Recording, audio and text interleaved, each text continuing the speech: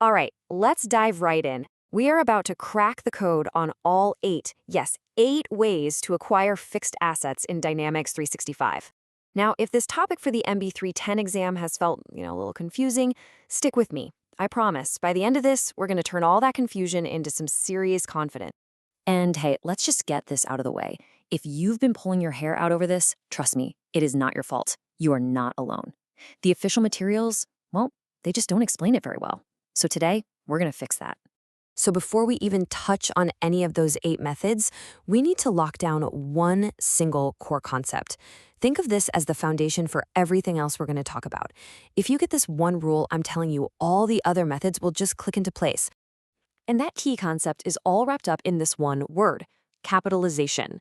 In the world of Dynamics 365, owning an asset isn't about whether it's physically sitting in your building. You could have it, you could be using it, but it doesn't actually become a fixed asset until this very specific financial event happens. And this right here, this is the golden rule. Acquisition happens only at the moment of capitalization.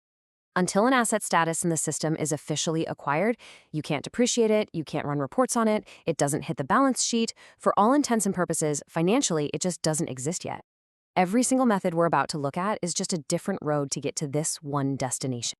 Okay, so let's get into our first group of methods. These are all tied to the standard purchasing process. This is the most common, most controlled way you're going to see assets brought into a company.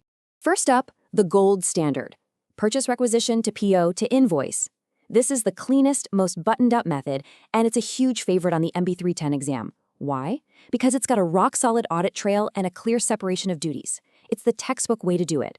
So here's how it plays out. A requisition gets approved, that kicks off a purchase order. Now listen up, because this is important. When the product is received, the system creates the asset shell, the asset number. But it's the vendor invoice that finally acquires it. That's the trigger for capitalization. Okay, the one line you need to burn into your brain for the exam is this. Asset is created at receipt, acquired at invoice. Say it with me. Created at receipt, acquired at invoice. Method 2 is really just a slight variation of the first. It follows the exact same logic, but it's a little less controlled because you're skipping that initial requisition step. Here, all the asset setup happens right there on the purchase order line itself. But the rule is the same. Acquisition still happens at the invoice. For the exam, if they describe a scenario without a rec, but there's a PO, this is a perfectly valid method. And then there's method 3. I like to call this the oops, I forgot method. This is where the whole process is basically done, and only at the very last minute, at the vendor invoice stage, does someone go, oh, right, this should be a fixed asset. Is it best practice? Absolutely not. But can the system handle it? Yep. And you got to remember, Microsoft tests what the system can do, not always what you should do. All right, you with me so far? Good, because now we're heading down some of the trickier paths. These next methods don't follow that nice, clean procurement flow, and this is where the exam loves to lay a few traps. So this one is a pure accounting play. There's no purchase order, no inventory, none of that. You can think of this for things like one-off service-based purchases, or maybe an accounting adjustment where you just need to get an asset onto the books, quick and dirty. The process is pretty simple, actually. You create the asset shell by hand first. Then you post a regular invoice journal. And here's the key step. You set the offset account type to fixed asset.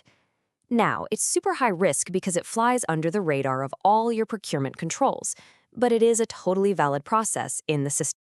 Okay, everyone, lean in, put your phone down, pay very close attention right here.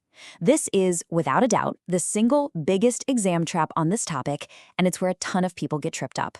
The scenario is this. You've got an item sitting in your warehouse stock, and you decide, hey, we're going to use this internally, so you need to convert it into a fixed asset. Here it is, the critical rule. The conversion works just fine for most inventory costing methods, like FIFO or LIFO.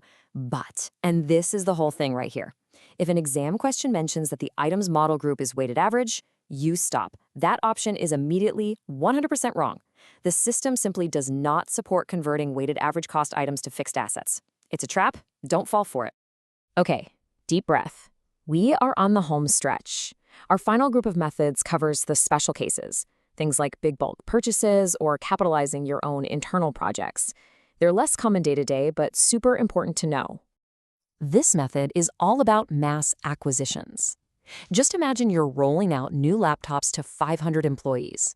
The asset shells are already created. The costs are all set, and you just want the system to magically generate all 500 acquisition journals in one go. That's what the acquisition proposal does. It's a massive time saver. Now this is the fully manual, break glass in case of emergency method. It bypasses everything. You have an asset shell, and you just go straight into a fixed asset journal and post the acquisition. In the real world, this is pretty dangerous because there's zero oversight. But for the exam, it's just another simple, valid way to get the job done. And finally, number 8, capitalizing from a project. This is what you use when you build an asset yourself, like constructing a new office wing. All the costs for labor, for materials, they all get collected over time in a project. Then, when it's all done, you take all those costs and capitalize them into a single fixed asset. Now watch out for another wording trap here. The exam question will say something like, how do you capitalize project costs into a fixed asset? The correct D365 term you're looking for is project elimination. It sounds weird, I know, but the logic is that the system eliminates the costs from the project's work in progress accounts, the WIP accounts, and moves them over to the fixed asset. So there you have it. We've covered all 8 methods. But I don't want you to just leave here with a memorized list. That's not going to cut it. We need to shift our thinking to a mental model that will let you answer any question on this topic, no matter how they word it. Instead of trying to cram the exact steps for 8 different paths into your brain, I want you to ask yourself one single, simple question every time you read an exam scenario. Where is the cost coming from? What's the real business intent here? This is your decision tree. It's that simple. If a scenario mentions a vendor, a PO, an invoice, you're in the procurement family. If it talks about taking something out of the warehouse for internal use, that's inventory to fixed asset. If it's just a financial adjustment with no goods, it's a journal. And if it was built over time, it's a project.